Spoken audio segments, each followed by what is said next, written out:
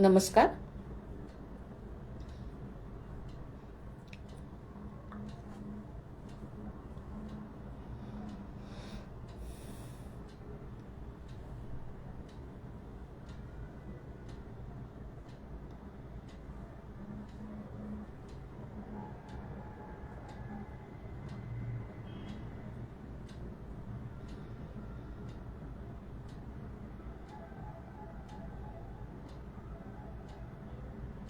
नमस्कार.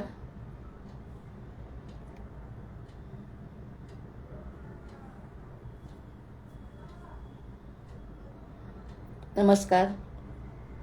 संभवामी युगे युगे या समूहाच्या ॲडमिन समूहाचे सगळ्यात पहिल्यांदा आभार मानते. श्रोत्यांचे सुद्धा आधी सगळ्यांना धन्यवाद देते आणि आजच्या या निरूपणाला सुरुवात करते. वक्रतुंड महाकाय सूर्यकोटि समप्रभ निर्विघ्नं कुरु मे देव सर्वकार्येषु सर्वदा. या कुंदेन्दु तुषारहार धवला या शुभ्रवस्त्रामृता या वीणावरदण्डमण्डितकरा या श्वेतपद्मासना या ब्रह्माच्युतशङ्करः प्रभृतिभिर्देवैर्सदा वन्दिता. सा मां पातु सरस्वती भगवती निःशेषजाढ्यापहा. आवाज येतोय का?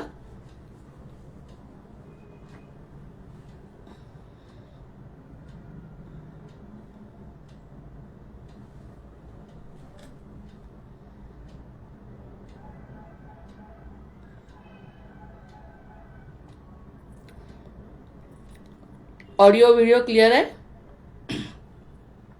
एक कमेंट करून सांगा म्हणजे सुरुवात करते.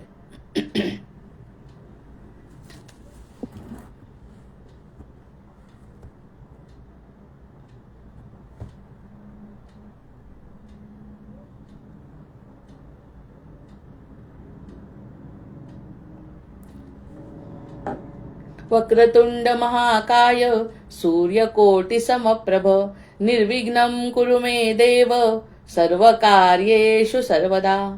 या कुंदेन्दु तुषारहार धवला या शुभ्रवस्त्रामृता या वीणावरदण्डमण्डितकरा या श्वेतपद्मासना या ब्रह्माच्युतशङ्करः प्रभृतिभिर्देवैर्सदा वन्दिता. सा मां पातु सरस्वती भगवती निःशेषजाढ्यापहा. गुरुर्ब्रह्मा गुरुर्विष्णु गुरुर्देवो महेश्वरः गुरुः साक्षात् परब्रह्म तस्मै श्री गुरवे नमः. शुकासारिखे पूर्ण वैराग्य जाचे वसिष्ठा परिज्ञान योगेश्वराचे कवी वाल्मिका सारिखा मान्य ऐसा. नमस्कार माझा सद्गुरु रामदासा. अनेन प्रियतां देवो भगवान् जानकीपतिः श्रीरामचन्द्र पूर्वेषाम् अस्माकं कुलदैवतं. श्रोता वक्ता श्रीराम समर्थ. जय जय रघुवीर समर्थ. जय जय रघुवीर समर्थ. जय जय रघुवीर समर्थ. करचरण कृतं वा कायजं कर्मजं वा श्रवणनयनजं वा मानसं वा पराधं विहितमविहितं वा सर्वमेतत् क्षमस्व. जय जय करुणाब्दे श्रीमहादेव शंभो. सानन्दमानन्दवने वसन्तम् आनन्दकन्दं हतपापवृन्दं वाराणसीनाथमनाथनाथं श्रीविश्वनाथं शरणं प्रपद्ये. श्रीविश्वनाथं शरणं प्रपद्ये. श्रीविश्वनाथं शरणं प्रपद्ये. मनोनिवृत्ति परमोपशान्ति सा तीर्थवर्या मणिकर्णिका च. सा तीर्थवर्या मणिकर्णिका च. सा तीर्थवर्या मणिकर्णिका च. नमः शिवाय नमः शिवाय नमः शिवाय. काल आपण वाली आणि सुग्रीवाच्या मधून त्या एका प्रसंगामधून आपण या सगळ्या गोष्टींचा विचार केला की धर्म काय आहे आणि सत्य काय आहे.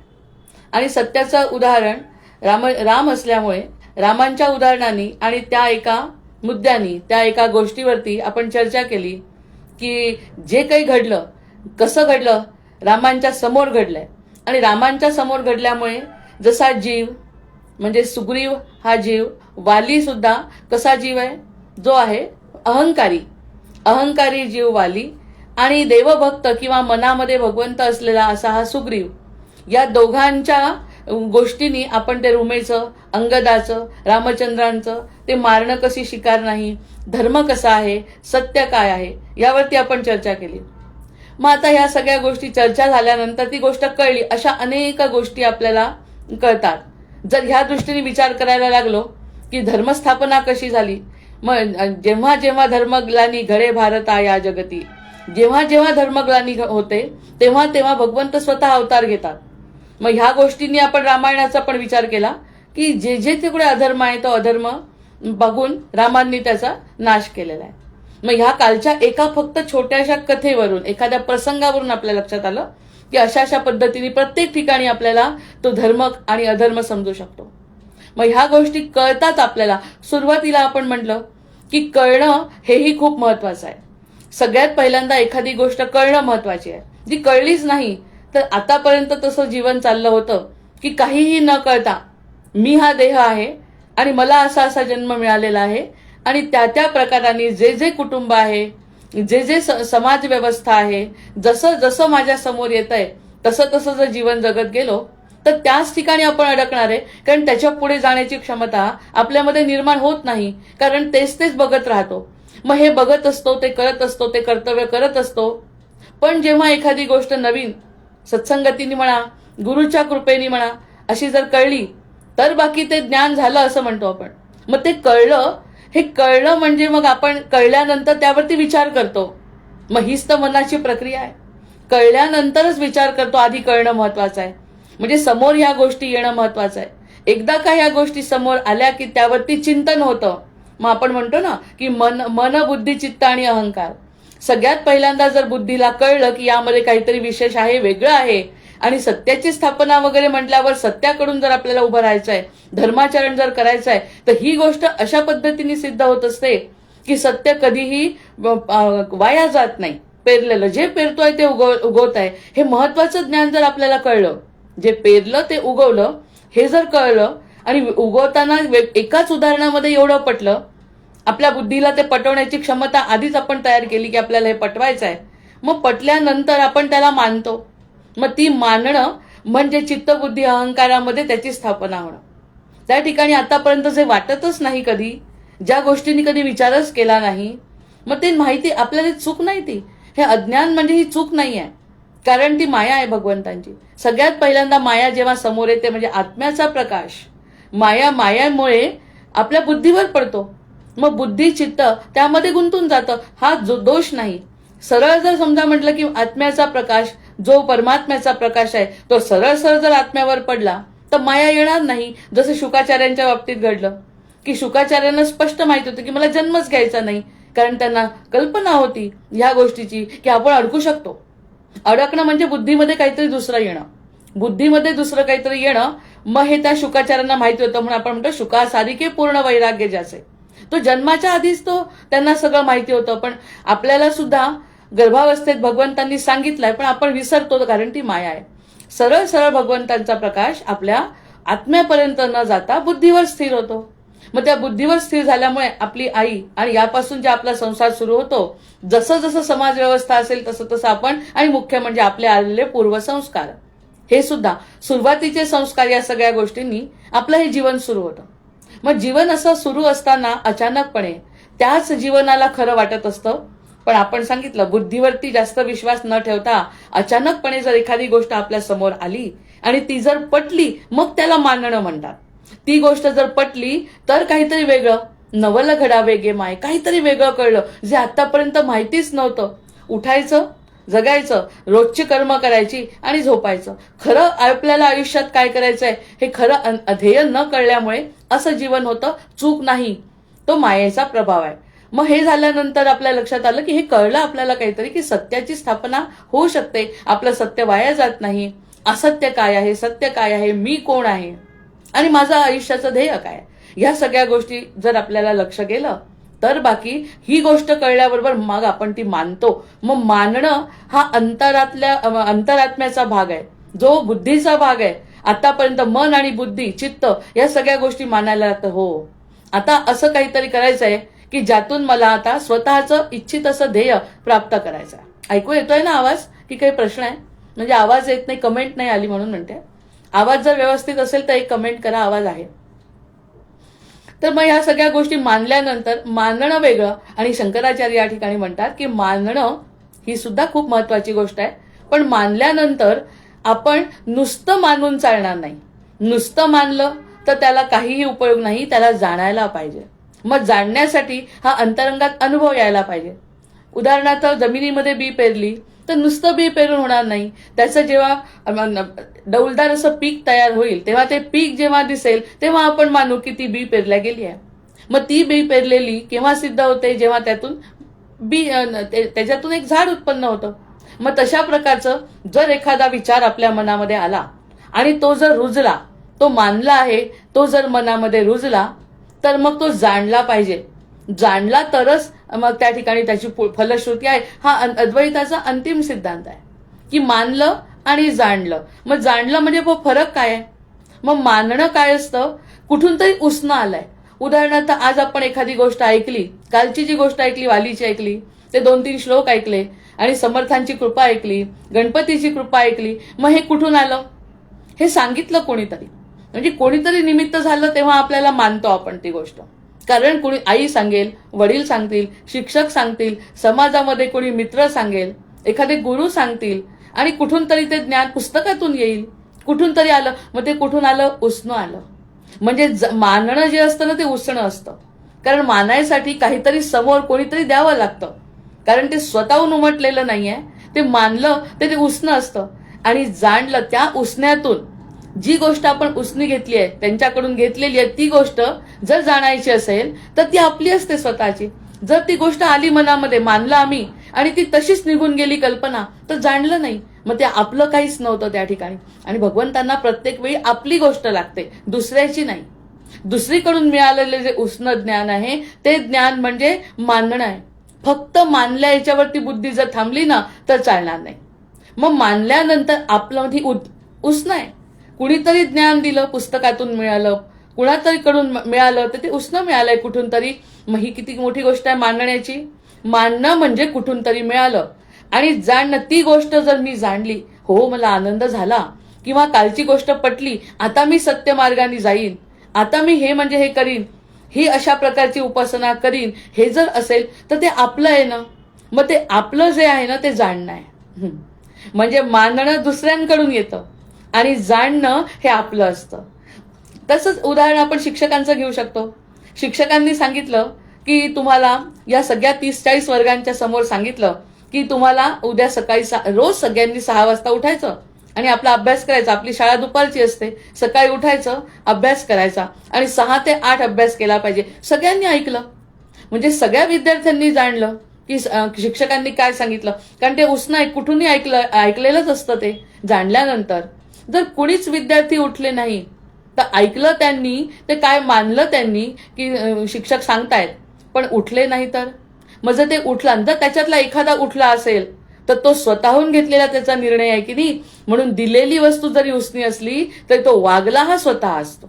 मग त्यामुळे हे उसणं असतं जाणणं, मानणं, आणि जाणणं हे स्वतःचं असतं. म्हणजे त्या मुलांनी त्या ठिकाणी निर्णय घेतला की आपल्याला आता सकाळी 6 वाजता उठायचंय. समजा 8-10 दिवसांनी जर शिक्षकांनी विचारलं, मी तुम्हाला सांगितलं होतं 6 वाजता उठायला, कुणी उठला हात वर करा, तर तो हात वर करणारा विद्यार्थी 1 किंवा 2 असतील. हो सर, मी ऐकलं आणि मी त्याप्रमाणे उठतो आणि त्याप्रमाणे अभ्यास करतो.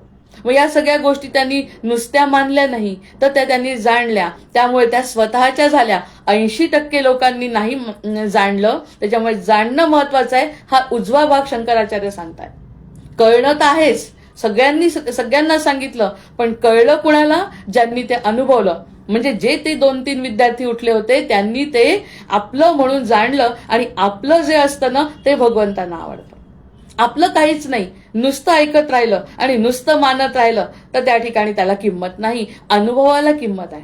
अनुभवाला अतिशय किंमत, म्हणजे अनुभवाच्या शिवाय हे ज्ञान आम्ही मानत नाही. तसं समर्थ सुद्धा दासबोधामध्ये सुद्धा हेच म्हणतात की अनुभव रोकडा घेतला पाहिजे, प्रचिती रोकडी घेतली पाहिजे. जर ती प्रचिती आली तरच मी मानेन की त्याचं काहीतरी त्याला मिळालं. मग आतापर्यंत उसनं घेतलं आणि उसनं घेतलेलं आमच्या मनामध्ये रुजलं, हृदयामध्ये, आणि तशाप्रमाणे आम्ही जाणलं तर ते आपलं स्वतःचं होतं. भले मग आपण एक दिवसाची पूजा का करेना, पण ती स्वतःहून करू, जी जाणलं त्यावरती घेतलेला हा निर्णय आणि त्या निर्णयावर वागलेलं आपण, हे स्वतःचं असतं आणि ते भगवंतांना आवडतं. जे स्वतः काही मनानी कराल ते आवडतं, हा पहिला. मग आता हे जे आहे ना, कुठून शास्त्राकडून गुरुकडून कळलं, त्यांनी मानलं. आणि हे ज्या गोष्टी कळतात ना, त्या परंपरेतूनही कळतात. जसं परंपरेतून आपला समाज आणि आपलं कुटुंब आणि आपली कर्म आपल्याला कळतात, तसं गुरुपरंपरेमधून सुद्धा एखादी गोष्ट कळते. मग गुरुपरंपरेतही खूप लोक आहेत, त्या परंपरेमध्ये त्यांचे परंपरेचे शिष्य खूप आहेत. आचार्यांचे शिष्य कमी आहेत का? मग हे सगळे परंपरेमध्ये असले तरी तिकडे तो इकडे जो असतो तो परंपरेमधले सगळे लोक बघत असतात. यांनी सकाळी उठून काकडा केला किंवा त्यांची जी परंपरा असेल त्या परंपरेप्रमाणे हा करतोय काहीतरी, हे सगळे लोक बघतात. त्यांचे शिष्य सगळे लोक बघतात. आणि इथे जे करतो हा व्यक्ती, त्याला साक्षीदार कोणीच नसतं. म्हणजे हा आपलं जो जाणतोय त्यांनी समजा जे काही केलं ते कुणीही साक्षीदार नाहीये, कारण त्याचं ते वैयक्तिक आहे. तो 10 लोकांमध्ये मिसळतच नाही. त्यांनी एकट्यामध्ये बसून जर एखादी उपासना केली किंवा एखाद्याला वाटलं 5 मिनिटं आपण ध्यान करावं, आणि एखादं ध्यान जर त्यांनी केलं, मानलं होतं ह्यांनी मानलं, ह्यांनी परंपरेप्रमाणे जी काही उपासना आहे ती केली, आणि ह्यांनी हे जाणलंय ना, तर तो थोडा 5 मिनिटं बसेल. असा सत्याचा विचार आहे का? हा विचार मला कळला ना, तो एकांतात बसेल. म्हणजे याला साक्षीदार कुणीच नाही. मग आपण असं कुणीच नाही कसं म्हणणार? साक्षीदार असतो भगवंत त्याला, आणि भगवंताला ते पाहिजे. ह्यांनी ऐकलं, मानलं, आणि मानल्यानंतर त्यांनी जाणलं, आणि त्यांनी स्वतःची काहीतरी आराधना किंवा काहीतरी गोष्ट केली, आणि ज्या गोष्टीचा दुसरा कोणीही साक्षीदार नाही, साक्षीदारच संपला. मग हे झालं जाणणं. हा महत्वाचा फरक आहे, मानणे आणि जाणणे. पहिला म्हणजे उसणं आहे, आणि ते उसणं जे घेतलं ते उसणंच फक्त आपल्याजवळ ठेवलं तर भगवंताला आवडत नाही. उसण्यामध्ये आपण जर स्वतःचं काही केलं, म्हणजे स्वतःचं काही ठेवलं, जाणलं, मानलं, तर ते भगवंताला आवडतं. हा पहिला भाग झाला. आणि दुसरा भाग झाला की मानलं म्हणजे शास्त्र परंपरेतून सगळे शिष्यांच्या सोबत जे केलं जातं ते मानणं आहे. आणि एका शिष्याने जर काहीतरी विशेष केलं आणि त्या ठिकाणी 5 मिनिटं स्वतःचा असा अनुभव घेतला, तर त्याला साक्षीदार कोणी नसतो. इकडे भरपूर शिष्य असतात आणि इकडे यांना साक्षीदार नसतो, कारण ते फक्त भगवंतामध्ये तल्लीन होऊन एखादी गोष्ट करतात, कारण त्यांनी जे मानलंय ते जाण्याचा प्रयत्न करतात, तो एकट्यात करतात. आणि भलेही नंतर एकट्यात त्याला काही साधना सिद्ध झाली आणि नंतर सांगितलं की असं असं केलं होतं, तर ते पुन्हा मानण्याकडेच जातं. शास्त्र आणि परंपरा पुन्हा मानण्याकडे जातं इतरांसाठी. मग इतरांनी त्याचं काय करावं हा त्यांचा वैयक्तिक प्रश्न राहतो. म्हणजे मानणे आणि जाणणे हा 2 भाग आहे. हा यांनी एकट्याने केला. आणि आता मानणं हा मनाचा खेळ आहे. तिसरी गोष्ट महत्वाची आहे की मानणं हा मनाचा खेळ आहे. मानलं तर मी मनाने मानलं, मी स्वतः मनाने मानलं, हा मनाचा खेळ आहे. आणि तिथे अस्तित्वाचा अनुभव आहे. जर त्यांनी जाणलं, त्यांनी सांगितलं की सत्य आहे, मग ह्यांनी सत्याचा जर अनुभव घेतला तर इथे मनाचा खेळ संपला. मनाने जे सांगितलं होतं ते मनामध्ये आहे, पण मनाचा अनुभव हृदयाने घेतला, म्हणजे चेतनेने घेतला. चेतना आणि मन फरक आहे. चेतना ऊर्जा आहे आणि मन माईक आहे. मन माईक आहे आणि चेतना ऊर्जा आहे. मग त्या ऊर्जेचा अनुभव त्यांनी घेतला, तर हे मनाचा खेळ आहे, तो अस्तित्वाचा अनुभव आहे. मग ही गोष्ट लक्षात घ्यायला पाहिजे. जेव्हा आपण एखादी गोष्ट ऐकतो तेव्हा त्याचा अनुभव स्वतः घेतला पाहिजे. इंजिनियर झालेली मुलं असतात, इंजिनियर झाल्यानंतर त्यांना अनुभव घेतल्याशिवाय त्यांना त्या ठिकाणी नोकरीला जाता येत नाही. इतकंही मोठं शिक्षण असलं तरी तुम्हाला 6 महिन्याचा तरी कोणता तरी कोर्स करावा लागतो, आणि तो कोर्स केल्यानंतर ते एलिजिबल होतात त्या गोष्टीसाठी. तसं इथे यांनी मानलंय. मग मानल्यानंतर अस्तित्वाचा अनुभव हा मनाचा खेळ नाही. माझ्या मनात वाटतंय स्वप्नामध्ये, याला अर्थ नाही. रोकडा साक्षात्कार जर त्याला झाला असेल तर ती गोष्ट मग ते म्हणतात तिथे साक्षी पण नाही, याचा मनाचा खेळ आहे आणि त्याचा अस्तित्वाचा अनुभव आहे. येतात ना लक्षात? या सगळ्या गोष्टी बारीक आहेत. मग याकडे अद्वैताकडे जातोय ना, त्यामुळे हे गोष्ट स्वतः एका गोष्टीचा जरी अनुभव आपण घेतला तरी तो मान्य आहे, कारण तो स्वतःचा अनुभव. कोणतीही गोष्ट स्वतःची आहे. आपण देवाची पूजा करतोय आणि तिथलंच पाणी घेतो, तिथलीच फुलं घेतली, फक्त तोडली ही कृती केली. प्रत्यक्षात त्यात मन गुंतवलं की मी तोडलं आणि मी देवाला वाहिलं, मी अभिषेक केला, मी पवमान केला. या सगळ्या गोष्टी मनाचा खेळ आहे. मनाने केल्या. मनाने करणं, समजणं हे सुद्धा महत्वाचं आहे. पण पुढे त्यांनी अस्तित्वाचा अनुभव घेतला, डोळ्यातून पाणी आलं त्याच्या. ही पूजा करत असताना त्याचं अस्तित्व, ऊर्जा जर जाणवली, जशी या शिवलिंगांवरती जाऊन अभिषेक केल्यावर लोकांना जाणवते, ती जर जाणवली तर ते देवाला महत्व आहे. म्हणजे फुलाला प्राधान्य कमी आणि अनुभवाला प्राधान्य जास्त. मग ही गोष्ट हे विचार मनात असतात आणि ते हृदयामध्ये उतरलेले असतात. म्हणजे पहिलं उसणं असतं आणि हे आपलं असतं. आपण जे काही देतोय ते आपलं असतं. ह्याच्यावरती अतिशय मनाने चिंतन करायला पाहिजे की हे काही दिवसांनी चिंतन करून तो अनुभवच घ्यायचा आहे मला, बाकी शब्दांना किंमत नाही, असं साधकांनी ठरवायला पाहिजे. आणि हा शंकराचार्यांना अपेक्षित असलेला हा सिद्धांत आहे. नंतर दुसरं, आता या ठिकाणी मानणारा जो असतो की नाही, तो मानणारा विचारतो काय करू. हा मानणारा विचारतो आता काय करू, म्हणजे मला माहितीच नाही ना काही, त्यामुळे काय करू, हे काय आहे, ते काय आहे, पूजेने काय होतं, ह्या अभिषेकाने काय होतं, हा जो अभिषेक करते पवमानाचा, त्या पुरुष सुक्त म्हटलं त्याचा उपयोग काय आहे, त्याचा अर्थ काय आहे, हे विचारतो तो. मानणारा जो असतो ना तो विचारतो हे काय आहे, ते काय. इकडे जाणणारा जो असतो त्याचा जर अनुभव त्यांनी 2-4दा पूजा करून जर घेतला तर तो विचारत नाही, त्याचे प्रश्न संपतात. त्याचे प्रश्न संपलेले असतात आणि तो शांत झालेला असतो. इथे गोंधळ आहे मनाचा, काय करू काय करू, हेच करायचंय का मला, हे करायचंय, मग कसं करू, मग समजा माझी अर्धीच पूजा राहिली तर, कुणी मध्ये आलं तर, माझा अभिषेक अर्धाच झाला तर, आज गुरुजी आलेच नाहीत तर. इतके महत्वाचे प्रश्न असतात मानण्यामध्ये, कारण त्यांनी मानलंय अभिषेक करायचा, हे मानलंय. मानल्यानंतर त्याच्या मनामध्ये अखंड प्रश्न असतात की हे बरोबर आहे का, हे करू का, फलश्रुती म्हणू का नाही, फलश्रुती म्हटली नाही तर काय होईल, फलश्रुती का म्हणायची, मला तसं वाटतं की फळ मागायचंच नाही, मग फळ जर मागायची नाही तर फलश्रुती म्हणू कशाला. हे सगळे गोंधळ असतात मानणाऱ्याच्या मागे. जी गोष्ट मानली आहे, उसनी आणली आहे ना कुठून तरी, मग त्यांनी मग पुन्हा त्याला प्रश्न विचारायचे, का हो तुम्ही ते सांगितलेलं असं केल्याने काय होईल, समजा आज माझी ही पूजा राहिली तर काय. असे असंख्य प्रश्न आपण अनुभव घेतो. असे असंख्य प्रश्न होतात.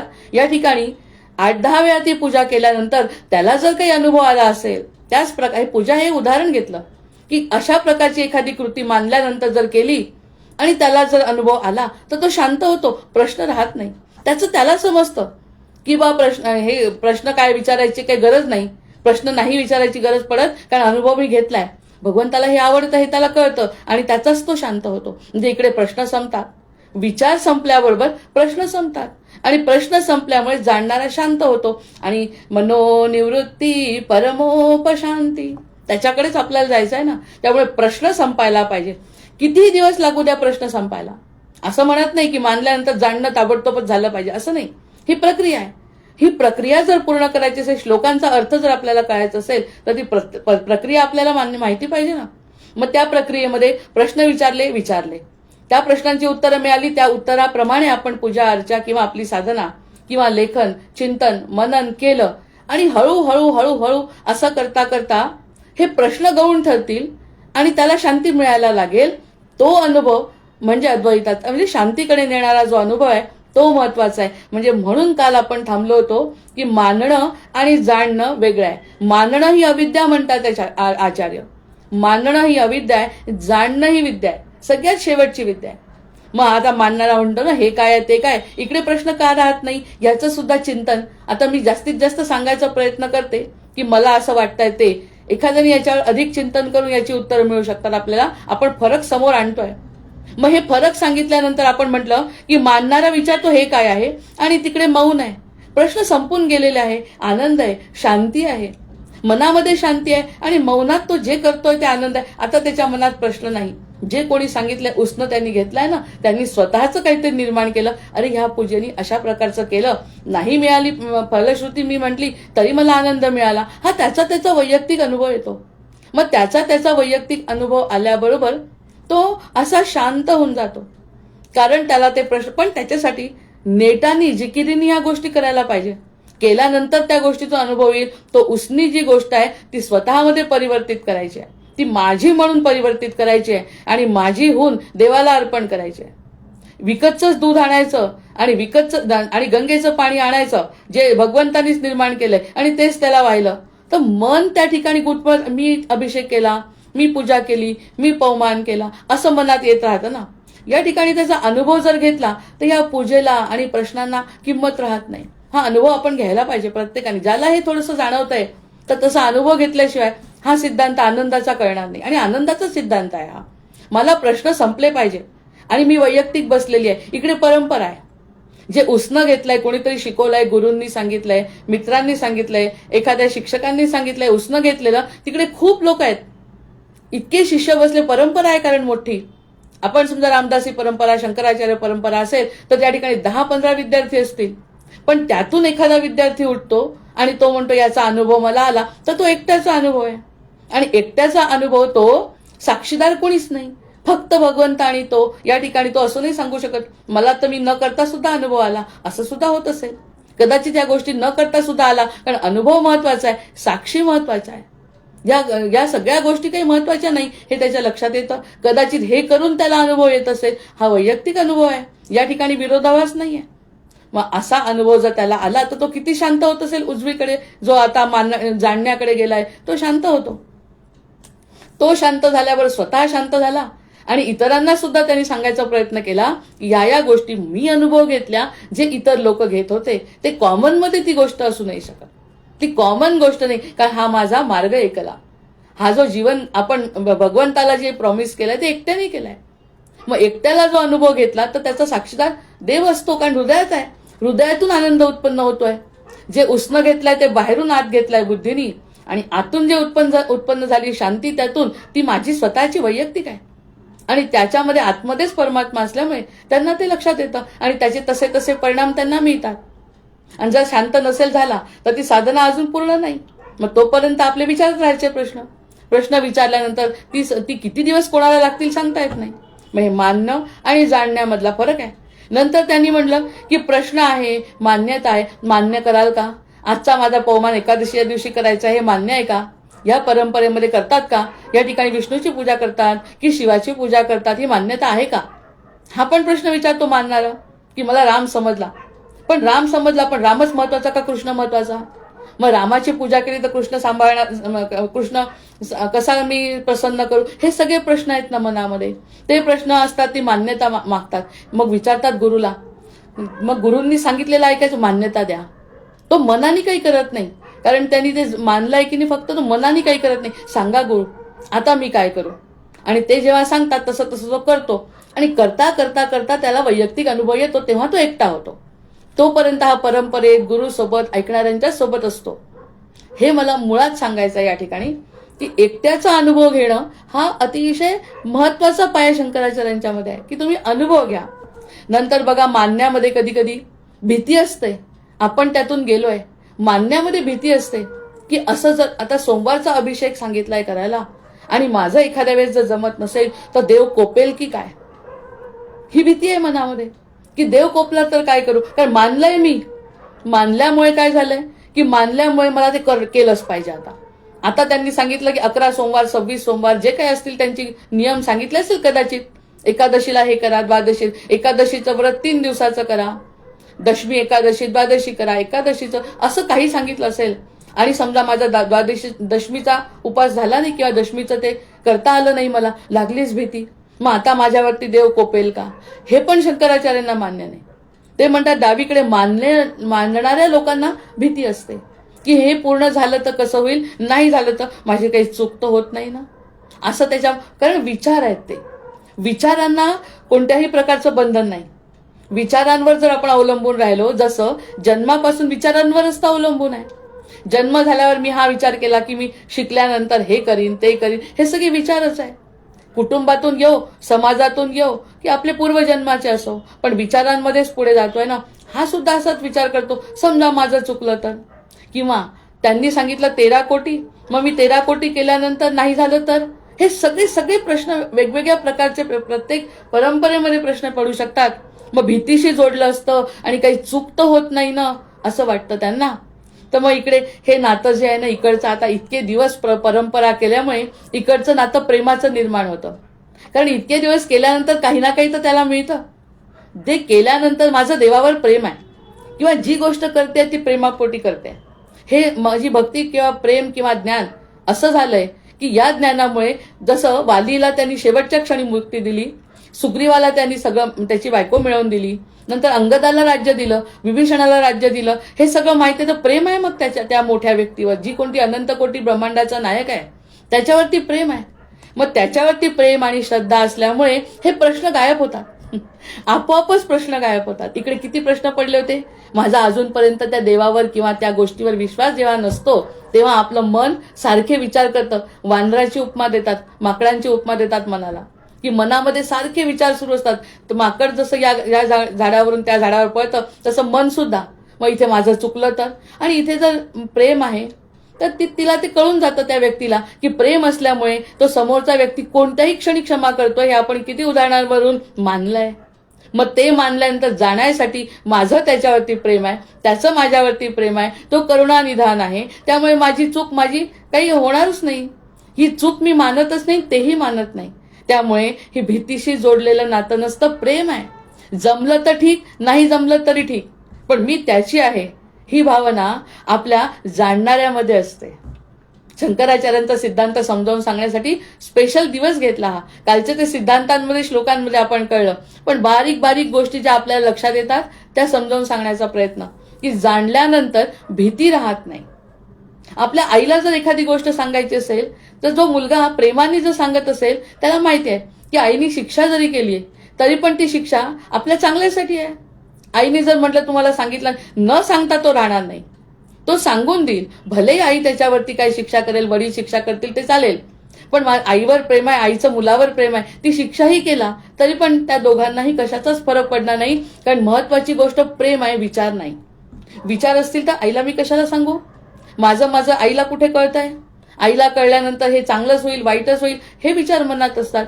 तशी देवाची पूजा करत असताना भीतीने जर जोडलेलं असतं, नको नको आज जर माझा अभिषेक झाला नाही तर मला शिक्षा होईल, विचार विचार विचार. इकडे शिक्षा होण्याचा तर प्रश्नच नाही. माझं प्रेम आहे त्याच्यावर, त्याच्यामुळे जे आहे ते माझं स्वतःच त्याला अर्पण करतोय. त्यामुळे इकडे शांतता आहे, प्रेम आहे, भक्ती आहे, श्रद्धा आहे, आणि इकडे विचार आहे. कारण विचार मानण्यात आहेत आणि जाणण्यामध्ये भक्ती, प्रेम, श्रद्धा. म्हणजे ज्ञानातून भक्ती श्रद्धेपर्यंत आलो की नाही आपण, की भक्ती श्रद्धा कशी असते. 30 गोष्ट केल्यानंतर तुम्ही जी करता तीच मी केली पाहिजे असं आवश्यक नाही.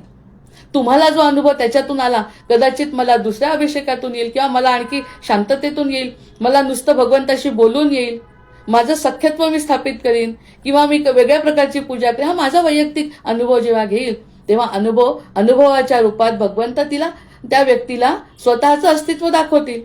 त्यामुळे तिथे प्रेम आहे, शांती आहे, समाधान आहे. इकडे बाकी प्रश्न आहेत. मग मानणं, म्हणून आपण काल थांबलो होतो की मानणं ही अविद्या का. कारण मानण्याने नुसतं होत नाही. आपण डॉक्टरांकडे गेलो आणि डॉक्टरांनी इंजेक्शन आपल्याला औषधं लिहून दिली, औषधं दिली, आपल्या हातात सगळी औषधं आहे, घेतली नाही तर. म्हणजे हे घेणं हे किती महत्वाचं आहे. ते औषध घ्यायचं, पथ्य पाळायचं, हे सगळं केलं तर मग रोग बरा होईल, अन्यथा तो रोग कसा बरा होईल. त्यामुळे इथे मानलंय, पण अनुभव जर घेतला, इकडे उजवीकडे जायचंय.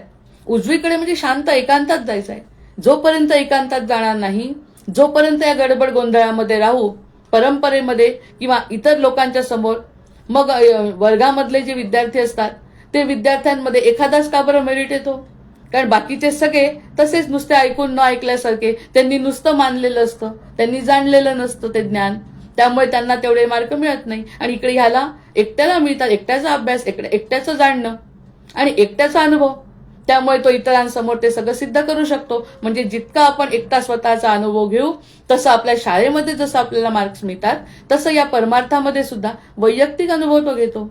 आणि वैयक्तिक अनुभव त्या ठिकाणी शांती असते, दया असते, प्रेम असतं.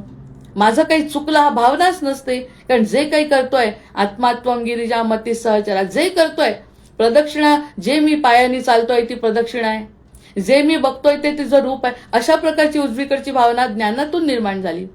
मग असं जर असेल, मग इकडे वाटतं त्याला, एकट्याला वाटतं की आपण एकट्याने नाही केलं तरी गर्दीमध्ये आपण सुरक्षित आहोत असं त्याला वाटतं. इकडे मानणारा जो आहे त्याला सुरक्षित वाटतं. का?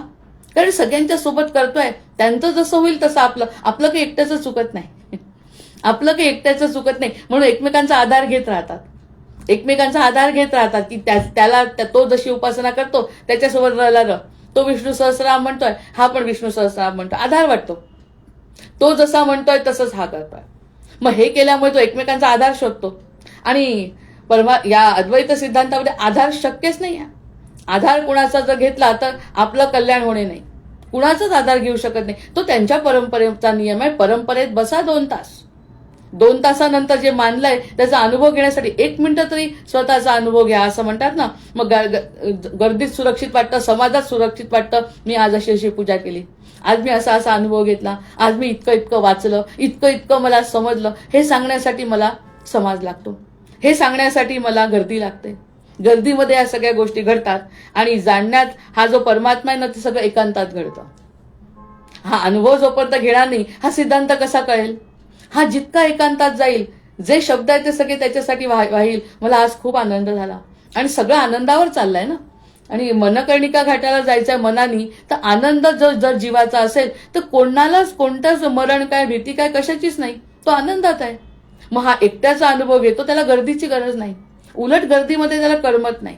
जो 5 मिनिटाचा जो काळ पाहिजे त्याला, तो गर्दीमध्ये एकांतात तो अनुभव घेतो. याकडे आपल्याला आचार्य नेत आहेत. मग जाणणं आणि मानणं, आधी मानणं तर किती महत्वाचं आहे. इतके दिवसांचं जे आपण चर्चा करतोय ती मानण्यासाठी आहे. पण ती अविद्या का ठरते? कारण इतकं सगळं कळून सुद्धा जर रावणासारखं झालं आणि रामांनी जर आपला वध केला, म्हणजे चुकीच्या गोष्टी जर करत राहिलो, तर उपयोग काय ज्ञानाचा? त्यामुळे ह्या मधल्या गोष्टींमध्ये विश्लेषण करणं आवश्यक आहे. अनुभवाचं मानणं गर्दीत आणि समाजात त्याला सुरक्षित वाटतं की मी जे काही केलंय ते समाजामध्ये मी सांगू शकलो पाहिजे. मग लोक सांगतात ना, हा असा असा अनुभव आला आणि तशी तशी सिद्धी प्राप्त झाली. हे सगळं काही करायची गरज नाही. ते जर केलं तर शंकराचार्य म्हणतात आत्मकल्याणापासून तुम्ही दूर आहे. ते ठीक आहे, करा, समाजासाठी करायचं करा, पण आत्मकल्याणासाठी ते आवश्यक आहे. ते आपल्यासोबत येत नाही. आपल्यासोबत काय येतं हे आपल्या 2-3 भागांमध्ये बघितलंय. आपल्याला स्वतःचा जो आनंद आहे, आपलं निर्विकारित्व, आपल्याला कोणत्याही गोष्टीची चिंता नाही, ह्या गोष्टी आपल्यासोबत जाणार आहे. त्यामुळे इकडे जो गर्दीत सुरक्षित वाटतं, हा एकांतात सुरक्षित वाटतंय. जितका एकांतामध्ये 2 मिनिटासाठी का होईना जर त्याला आनंद मिळाला, तर त्या ठिकाणी त्याला खूप काही मिळाल्याचा आनंद होतो आणि हे अपेक्षित आहे शंकराचार्यांना. नंतर तिसऱ्यांदा मानणं ही तयारी आहे. आता ही तयारी केली, आज मी ही पूजा करणार, आज मी अशा प्रकारचं वाचन करणार, मी आज अशा प्रकारच्या गोष्टी करणार, ही सगळी तयारी आहे. आणि आपण त्यालाच महत्व देतो. ती तयारी करतो आपण. प्रत्यक्षात इतके ग्रंथ लिहिले, इतक्या माळा केल्या आणि इतका हा अनुभव घेतला, इतकी पूजा पवमानाचा अभिषेक केला, पुरुष सुक्त म्हटलं, एखादी देवी असेल तर देवीची सुक्त म्हटली, आणि हे सगळं एखादा गुरूंचा असेल पारायण केलं. मग त्या ठिकाणी ती तयारी असते. पण ती फक्त तयारी आहे. कशाची तयारी आहे ही? ती म्हणतो की मानणं तयारी आहे. आणि ही जी तयारी पूर्णत्वाला गेली ना, तर त्या ठिकाणी प्रत्यक्ष गुरूंचं किंवा त्या गोष्टीचं आगमन होतं.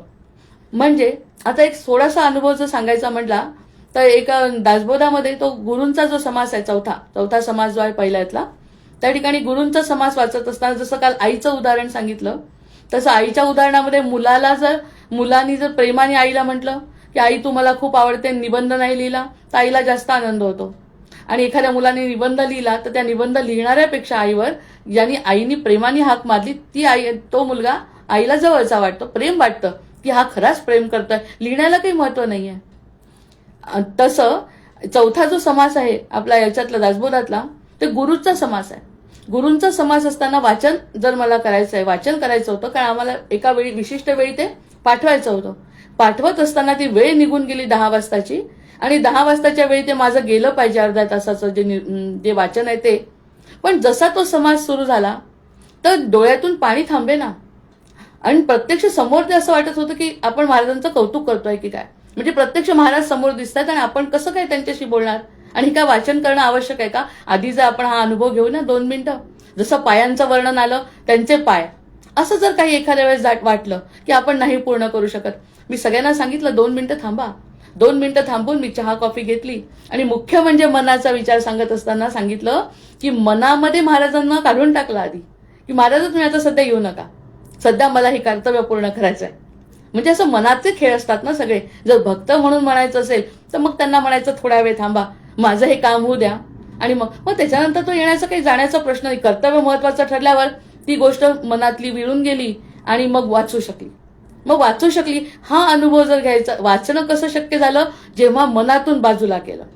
आणि मनात जर ते असतील तर शंकराचार्यांना ते पाहिजे, मनामध्ये ते आहेत ना, मग बाकीच्या गोष्टी सगळ्या सोडून द्या. मग त्या ठिकाणी तुमचं कोणतंही कर्तव्य नाही, तुम्ही तो अनुभव घ्या त्यांचा. पण आपण त्याचा पुन्हा मनात विचार केला, तुम्ही निघून जा चहा कॉफी घेऊन मन अगदी शांत करून, आणि मग आपण आपल्या कर्तव्याला बसतो. हे योग्य आहे? म्हणजे आनंदाकडे जात असताना जर असा अडथळा आपण स्वतःच्याच मनाने स्वतःला निर्माण करू शकतो. म्हणून ते सांगतात, ते मानणं ही तयारी आहे. तयारी आहे ही ठीक आहे, वाचायचं आहे, हे सगळं सांगायचं आहे. पण प्रत्यक्षात जर त्यांचं आगमन, म्हणजे अक्षर वाङ्मय म्हणतात, दासबोध घेतला, गीता घेतली, मग गीतेमध्ये नुसती गीता ही गीता नाही आहे. गीतेमध्ये भगवंताचं वाङ्मयीन स्वरूप आहे, भगवंत स्वतः आहेत. एखाद्या श्लोकामध्ये जर एखाद्याला जाणवलं की ते कदाचित आपल्याशीच तर नाही बोलत, कारण माझं जे संकट आहे तेच तर त्या ठिकाणी गीतेमध्ये सांगितलं जात आहे, असं जर त्या एक मिनिटाला जरी त्याला वाटलं तरी तो म्हणजे भगवंताला अवतारच झाला त्याच्या समोर जणू काही. कारण भगवंत असा काही चतुर्भुज रूपात येत नाही. त्यांनी जर तो अनुभव दिला की अरे बाबा मी तुझ्या पाठीशी आहे, स्वामी समर्थांनी जर म्हटलं मी तुझ्या पाठीशी आहे, तो अनुभव म्हणजे त्यांनी जी तयारी केली त्यातून त्यांचं आगमन, जसं आपण मूर्तीमध्ये प्रतिष्ठापना करतो तशी सद्गुरूंचं आगमन त्याच्या घरामध्ये हृदयामध्ये झालं. असा अनुभव जर घेतला तो एकटाच असतो. मग या उजवीकडचा जो भाग आपण विचार करतोय तो जाणण्याचा, तो भगवंताला फार आवडतो. नाही वाचन झालं तरी चालेल, नाही तयारी झाली तरी चालेल, आणि एकदम जर त्याला जाणवलं की सद्गुरू आहेत किंवा एखादा आनंद आहे, एखादी आनंदाची झुळूक आहे, मन शांत झालंय, तर मग ते म्हणतात त्यांचं आगमन झालं. आणि आगमन झाल्यावर काय अनुभव होत असेल भक्ताला, तो अनुभव बाकी आचार्यांना अपेक्षित आहे. म्हणजे नुसतं वाचन करत बसले, वर्षानुवर्ष वाचत बसलो आणि एकाही शब्दाचा अनुभव आला नाही, आणि त्याला ओंकार ब्रह्म म्हटलाय, त्या ब्रह्माचा जर आपण अनुभव घेतला, बोलणारा बोलतोय, वाणीमध्ये सुद्धा देवता आहे, सरस्वतीची देवता आहे, सांगता येत नाही कोणाच्या वाणीने कोणाला फायदा होईल. मग अशा प्रकारचा त्या वाणीचा किंवा त्या वाचनाचा किंवा त्या जे उसनं घेतलाय आपण इतरांकडून ज्ञान, त्याचा जर फायदा झाला तर तो शंकराचार्यांना अपेक्षित आहे. आणि तो जर नाही झाला तर पूर्णच्या पूर्ण तुमचं ज्ञान वाया गेलंय. इतकं महत्वाची गोष्ट आहे ही. त्यामुळे आपण एक वेगळा दिवस त्यासाठी चिंतनासाठी घेतला की अनुभव जो घेत असेल त्यांनी अगदी मनापासून अनुभव घ्या आणि त्यामध्ये स्थिर व्हावं. जर तो अनुभव घेत असेल तर त्या ठिकाणी त्यांनी स्थिर व्हावं. मग हे जे मानणं आहे ना ते वाट दाखवत आहे. किती पॉईंट सापडले आज, याच्यावरच चिंतन करायला पाहिजे जास्त, की मानणं जे आहे ना ते आपल्याला मार्गदर्शक आहे. एखाद्यानी म्हटलं, जसं गुरु म्हणतात की एखाद्यानी मंत्र घेतला, त्यांनी सांगितलं की माळा करा, हा मार्गदर्शन आहे. गुरु सुद्धा देहरूपात म्हणतात, मी तत्वरूपात आहे, गुरु माझं हे शरीर नाही. त्यामुळे त्यांनी जे सांगितलं तो जर जप केला, त्यांनी सांगितलेलं पारायण किंवा ती गोष्ट केली तर ते मार्गदर्शन मिळालं त्यांचं, आणि ते आपण करणं म्हणजे ती तयारी करतोय आपण त्यांच्या मार्गदर्शनाखाली. मग कल्याण का बरं लाडका होता समर्थांचा, बाकी सगळ्या गोष्टी का बरं? तो गिरी नावाचा शिष्य शंकराचार्यांचा का लाडका होता? अज्ञान असून सुद्धा त्याच्याजवळ तर ज्ञानाचा कणही नव्हता. तो कामाला गेलेला, तो स्वतःचे गुरूंचे जे वस्त्र आहेत ते धुवायला पाण्यावर गेलेला, नदीवर गेलेला, आणि इकडे सगळ्या लोकांना हे शिकवत आहेत. शंकराचार्य ज्ञान देत आहेत, आणि ज्ञान देत असताना सगळे डोलवत आहेत आणि सगळे आनंदात आहेत. पण ते म्हणतात आजच्या दिवशी मी तुम्हाला ज्ञान, म्हणजे आज माझा वर्ग सुरू करत नाही, शंकराचार्य म्हणतात. सगळ्यांना आश्चर्य वाटतं, असं का? तर म्हणे तो नाही माझा गिरी. अरे तो मंदमती, तो काय आपल्या क्लासमध्ये बसतोय का? तो तर पाणी आणतो आणि तुमची वरवरची जी देहाची कार्य ती करतो, आणि त्याच्यासाठी काय थांबता? तो म्हणाला नाही, जोपर्यंत तो इथे येत नाही, जवळपास दिसत नाही, तोपर्यंत मी आजच्या वर्गाला सुरुवात करत नाही. कारण त्याचं काय महत्व आहे हे सांगायचं आहे त्यांना, की तुम्ही जवळ बसून सुद्धा माझे नाही, आणि तो दूर असून सुद्धा तो माझ्याशी तल्लीन आहे. ज्ञानाचं महत्व नाही, तो माझ्या जवळचा आहे, असं शंकराचार्यांनी ते गिरीच्या बाबतीत म्हटलेलं आहे. म्हणून तो सिद्धांत स्पष्ट करायचा आहे त्यांना. मग जेव्हा तो गिरी आला तर गिरी आला, अरे अरे हसायला लागले सगळेजण. अरे हा काय करणार, याच्यासाठी कशाला थांबतात, हा तर अज्ञानी आहे, हा मूर्ख आहे, हा काय करू शकतो? आपलं तर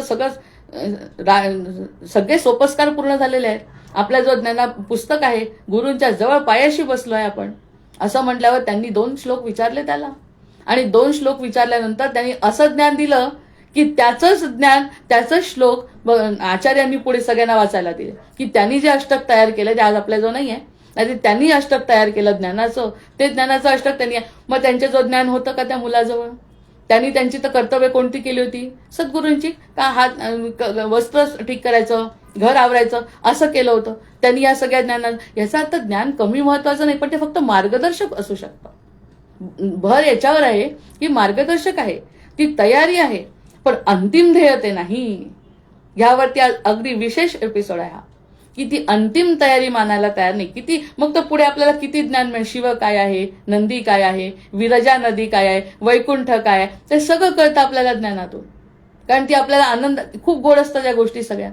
या परमार्थातल्या गोष्टी फार गोड आहेत. ऐकायला बसलं तर रात्र कमी पडेल, पण ते करून ते म्हणतात त्याच्यातली एकही गोष्ट जर अनुभवली नाही तर त्या गिरीला जसं जवळ केलं, अज्ञानाला जसं समर्थांनी जवळ केलं, ते ज्ञानाच्या भरोशावर नाही केलं. त्यांनी त्याचं काहीतरी वैयक्तिक त्यांच्याशी आपले ऋणानुबंध जुळवले होते, वैयक्तिक. तसं देवाला अपेक्षित आहे. देव म्हणतो मग उजवीकडे काय झालं? यांनी मानलं तर ती तयारी केली, आणि इकडे यांनी जाणणं हे ध्येय ठरवलंच नाही त्यांनी की मला काही जाणायचं आहे. त्यांनी सरळ सरळ घरामध्ये घेतलाय सद्गुरूंना, किंवा ज्याची काही उपासना करतोय तो त्याच्या समोर येऊन बसतोय. जसं त्याला 100 पैकी 90 गुण मिळतात त्या मुलाला, ज्यांनी शिक्षकांचं ऐकलं त्याला जास्तीत जास्त गुण, त्याचा सत्कार होतो. इकडे सुद्धा सद्गुरू त्याच्या जवळच असतात, त्याच्यामुळे त्याचा सत्कार दिवस रात्र त्याला जाणवत असतो की गुरु माझा ऐकतायत आणि मी गुरुचा ऐकतोय. कारण तो एकटाच त्यांच्याशी चाललेले व्यवहार आहे. मग हा व्यवहार जर करायचा असेल, कलियुगात सुद्धा शक्य आहे. कलियुगात सुद्धा असा अनुभव घेणारे लोक आहेत जे कोणत्याही परिस्थितीत स्थिर राहतात ना, ते सगळे त्या गुरूंच्या सोबत असतात असं समजायला हरकत नाही. कारण दुःखामध्ये दुःख वाटणे, सुखामध्ये सुख वाटणे हे मनुष्यत्व आहे. पण सुख दुःखामध्ये जो माणूस एखादा शांत राहत असेल तर त्यांना कुठेतरी ते भेटलेले आहेत एकट्यामध्ये. नाही तर अन्यथा संसारामध्ये जितकं खोदाल तितकं काळच निघणार आहे. पण त्यांना जर काहीतरी हिरा सापडलाय म्हणजे याचा अर्थ कुठेतरी त्यांचं आतमध्ये अस्तित्व पूर्ण झालंय, ऋणानुबंध पूर्ण झालेले आहेत, हे तिथे प्रूफ आहे. जर त्याला कशाचाही त्रास होत नसेल तर आपण असं समजू शकतो की त्याला कुठेतरी मोठ्या गोष्टीची प्राप्ती झालेली आहे. मग ही प्राप्ती झालेली सिद्ध करायची आहे. कुणाला? इतरांना नाही, स्वतःला. इतरांना सिद्ध करण्यासाठी परंपरा आहे, इतरांना सिद्ध करण्यासाठी परंपरा आहे. परंपरेमध्ये गर्दी आहे, गर्दीमध्ये उपासना आहे, उपासनांमध्ये धर्मग्रंथ आहेत, सगळं काही छान आहे. पण त्याच्या पुढे जर एखादा गेला तर तो भगवंताला सुद्धा बघू शकतो. म्हणजे बघत असतो. म्हणजे भगवंत म्हणजे काय आहे? भगवंत म्हणजे चतुर्भुज रूपामध्ये येत नाही.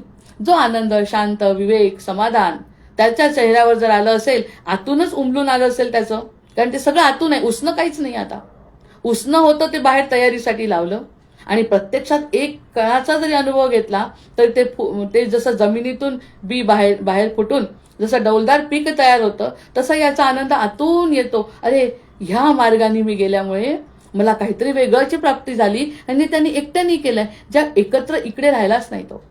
हे जाणणं आणि मांडणं, हे कालचा जो विषय होता तो या ठिकाणी अशा पद्धतीने पूर्ण होतोय की या पद्धतीने जर विचार केला आणि अनुभव घेतला आणि आचरण असेल तर बाकी त्याला त्या भगवंताची, म्हणजे ते भगवंताचं जे काय तत्व आहे ते तत्व कळेल. आणि ते जे भगवंताचं तत्व आहे ते सर्वसामान्य कसं असेल? ते सर्वसामान्य जे दिसतं तेच आपल्याला कसं दिसेल? त्यामुळे त्या सगळ्या गोष्टी हा वैयक्तिक अनुभव घ्यायचा आहे. तिकडे आपण म्हणतो की हा माझा मार्ग एकला दुःखाने, हा माझा मार्ग, अरे एकला मार्ग चांगला आहे. ह्या एकल्या मार्गानेच ह्याकडून घेतलेल्या परंपरेतून घेतलेला मार्गदर्शन आणि तयारी त्याचा उपयोग एकट्याने करून घ्यायचा.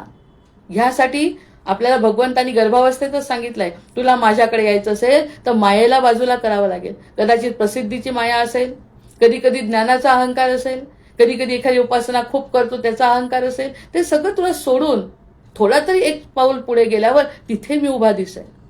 आणि तिथे उभं असणं म्हणजे आनंदाची प्राप्ती, म्हणजेच दुःखाची निवृत्ती होण्यासाठी आधी डावीकडची उपासना सतत करावीच लागते. तिथं सोडताच येत नाही. इतरांच्या सोबत उपासना करायची, 3-3 तास उपासना करायची. शंकराचार्य म्हणतात हे सगळं फक्त आपल्याला मार्गदर्शन आणि तयारी म्हणून समजायचं. त्या तयारीच्या नंतर कुठेतरी एकट्यात जायचं, नदीच्या किनारी जायचं. म्हणून बघा शंकराचे हे सगळे असतात ना, ते पाण्याजवळ, डोंगरावर एकट्यामध्ये सगळे जे चिंतन करतात तेच सुखी असतात. काहीतरी त्यांना वेगळं गवसतं जे एकत्र मध्ये सापडत नाही. ह्यावरती जे मागचं चिंतन होतं ते उदाहरणासकट, त्या उदाहरणासाठी ह्या गोष्टी संकल्पना स्पष्ट होणं आवश्यक आहे. ह्या जेव्हा स्पष्ट होतील एकट्याला करावं लागतं आणि आपण केल्याशिवाय काही उघडत नाही. आणि महत्वाचा नियम आहे, की पेराल ते उगवतच आहेच, पण जसा आपण विचार करू तसा आपण बनू. मग बनणं महत्वाचं आहे, विचारांना थारा नाही. विचारांना थारा कुठपर्यंत? मुलगा 4थीत असेल तर 4थीपर्यंत त्याला 10वीत तर जावंच लागेल. मग 10वीत ज्याला जायचंय त्यांनी बाकी स्वतःचा असा मार्ग आणि सरळ सरळ कॉन्टॅक्ट ठेवायचा त्या मोठ्या गोष्टीशी, त्या मार्गदर्शनातून जे गोष्ट आपल्याला मिळाली त्याने सरळ अर्पण करायची देवाला. आणि ती त्याची वैयक्तिक, एखादा कलाकार असतो, किती उदाहरणं आपण घेऊ शकतो. एखादा कलाकार असतो आणि तो कलाकार स्वतःची कला पूर्ण करतो, जे इतर कोणी केलं नाही. साधं असतं एखादं, ते साधं सुद्धा त्या देवाला अर्पण केलं तर देव त्या ठिकाणी प्रसन्न हो, ह्याचं जाणीव त्याला होते. हा जो दोघांचा संवाद आहे, तो संवाद होण्यासाठी मानण्यापासून जाणण्यापर्यंत जाणं अगदी अत्यावश्यक आहे. अन्यथा आपलं कल्याण होऊ शकत नाही किंवा ती भगवत प्राप्ती होऊ शकत नाही. आणि भगवत प्राप्ती म्हणजे स्थिर स्वरूप आहे आनंदाचं. आनंद जर स्थिर राहत असेल तर ते भगवंताचं स्वरूप आहे. आणि आपण दर्शनशास्त्र शिकत असल्यामुळे स्वरूपाकडे बघणं आवश्यक आहे. आता रूपाला बघून पुष्कळ झालं, रूप बघितले, त्यांचे धर्मग्रंथ बघितले, सगळं बघितलं, पण रूपामधून स्वरूपाकडे जायचं असेल तर बाकी त्या शब्दांचं, ते शब्द ब्रह्माचं दर्शन घडण्यासाठी आपण स्वतः ते अनुभवलं पाहिजे. यावरती शंकराचार्य आपल्याला स्थिर करण्याचा प्रयत्न करतात. काल पूर्ण श्लोक आणि उदाहरण, आज त्याचं विश्लेषण. त्या विश्लेषणामध्ये फक्त शंकराचार्यांचे आपण आशीर्वाद घेतले की तुम्ही आम्हाला आशीर्वाद द्या. तुमचं दर्शनशास्त्र समजण्यासाठी माझी जी काही अल्पमती आहे त्या मतीने विचार करण्याचा प्रयत्न करते आणि त्या विचारांना तुम्हीच यश द्या. आणि तुम्ही स्वतःला जे तुम्हाला सांगायचं आहे ते माझ्या बुद्धीमध्ये स्थिर करण्याची इच्छा सुद्धा तुम्हीच मला प्रदान करा. त्यामुळे म्हटलंय, सदाशिव समारंभाम शंकराचार्य मध्यमाम अस्मदाचार्य पर्यंतम वंदे गुरुपरंपरा, वंदे गुरुपरंपरा. आणि या गुरुपरंपरेतून बाकी काही नको, आम्हाला पाहिजे आनंद. आणि तो नित्य टिकणारा असा आनंद आहे. असा आनंद तुम्हीच आम्हाला प्रदान करा. कारण आता आमची तशी इच्छा आहे मानण्याकडून जाणण्याकडे जाण्याची. जय जय रघुवीर समर्थ. भर्जन भव बीजाचे, अर्जन सुख संपत्तीचे, तर्जन यमदूताचे. राम गर्जन बोला राम राम राम, बोला राम राम राम. आवाहनम न जानामि, न जानामि तवार्चन, पूजांचैव न जानामि, क्षम्यतां परमेश्वर, क्षम्यतां परमेश्वर, क्षम्यतां परमेश्वर. जय जय रघुवीर समर्थ.